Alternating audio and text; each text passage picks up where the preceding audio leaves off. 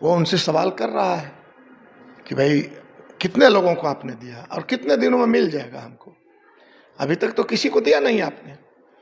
तो एक तो ये सवाल है। दूसरा है 5 डिसमिल जमीन देने की बात किया था। गरीब इंतजार है कि जिनको जमीन है जमीन मिलेगा, जो यहाँ पर बसे हुए हैं सरकारी जगह उनको जमीन के कागजात मिलेगा। लेकिन ये सरकार उल्टा जो है गरीबों को जमीन से उजाड़ने की एक कोशिश शुरू कर दी है, जमीन का सर्वे, जिसमें उल्टा गरीबों से ही कागज मांगा जा रहा है। तो आम जनता के लिए 4 सीटों पर यह चुनाव एक अवसर है नीतीश कुमार जी से और उनके उम्मीदवार से हिसाब लेने का कि भाई क्यों आपको वोट दें हम। आप तो जो वादा किए थे वो भी पूरा नहीं किए, जबकि हमको ज़्यादा ज़रूरत है। भाजपा के उम्मीदवार जहाँ जहाँ हैं, तरारी में हैं, रामगढ़ में हैं, सवाल पूछ रही है कि मोदी जी ने कहा था 2022 तक सभी गरीबों को पक्का मकान बना दिया जाएगा। क्या इन तमाम क्षेत्रों में सभी गरीबों का पक्का मकान बन गया है? और इतनी बड़ी गरीबी है तो जाहिर सी बात है कि इस जले पर अब तो मरहम लगाइए। अभी तक तो आप न्याय के साथ विकास का नारा देते थे, अब करते थे गरीबों के साथ अन्याय, जिसका परिणाम ये गरीबी उभर कर सामने आई है।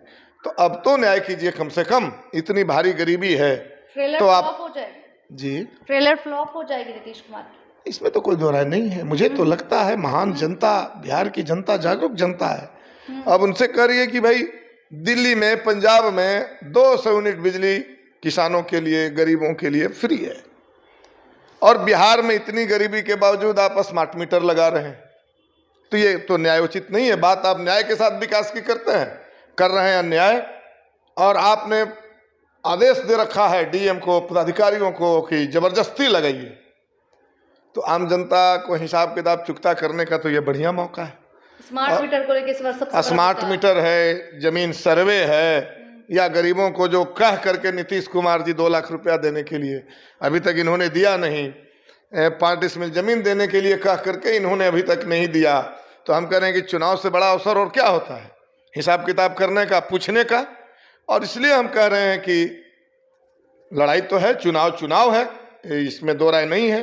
लेकिन अगर आम जनता को वोट देने का ठीक ठाक मौका मिला तो निश्चित रूप से ये जो 4 सीटों के बिहार का जो चुनाव है वो इंडिया गठबंधन के पक्ष में हो जा रहा है। 3 था, एक चौथा फिर से आपके खेमे में आ जाएगा। वो तो आना है, क्योंकि चौथा तो आना ही है।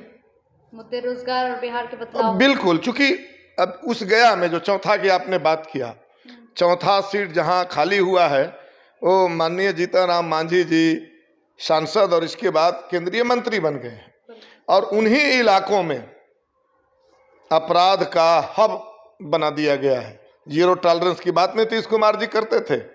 उन्हीं क्षेत्रों में जहां से जीतन राम मांझी जी मंत्री हैं, सांसद हैं, उन्हीं क्षेत्रों में संजय मांझी का हाथ काट लिया जाता है, राजकुमार मांझी को पीट पीट करके हत्या कर दिया जाता है, सज्जन मांझी को 100 रुपया मजदूरी मांगने के क्रम में हत्या कर दिया जाता है। खुद इमामगंज इलाके में एक दलित लड़की के साथ रेप होता है। तो ये तमाम घटनाएं उन क्षेत्रों में घट रही है जहां के नेता और सब मुसहर जाति में, महादलित परिवार में से जुड़े हुए लोगों के साथ ही घटना घट रही है। कहीं भी इन जगहों पर जीतन राम मांझी न जाते हैं, न नोटिस लेते हैं, न अपराध पर एक शब्द बोलते हैं।